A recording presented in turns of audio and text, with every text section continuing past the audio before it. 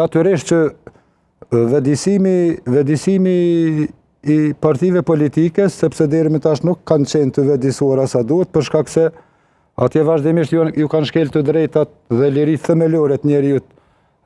Bashkëluftare tonë atje në Hag dhe as partit politike, pas qeveria, as Kuvendi i Kosovës nuk kanë ndërmarrë ndonjë gjë për të mos u shkelur atyre të drejtat, s'paku të drejtat themelore të njeriut. Mirë që janë vedisu, për shkak se unë mendoj që edhe vekt kërkesa e prokurorisë, apo lutja atyre që t'i akuzojnë se cilin nga 25 vite edhe pse është e paligjshme, sepse jo vetëm në kodin penal të ish Jugosllavisë që ka qenë gjatë periudhës që këta akuzohen, por as me kodin penal të Republikës së Kosovës, por edhe ndoshta edhe me asnjë kod penal nuk mund të parashihet një kërkesë për dënim prej 45 viteve.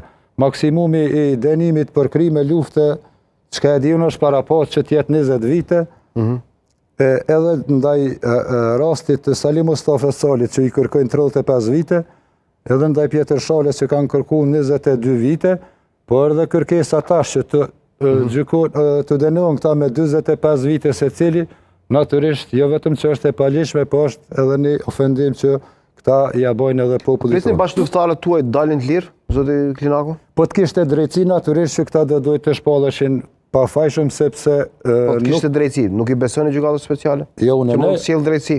Unë mora si shembull dy dënimet që i kanë bërë Sali Mustafa Calit dhe Pjetër Shalli. Sali Mustafa dënohet për një vrasje që vetë e thonë që ka bërë pushtuesi serb.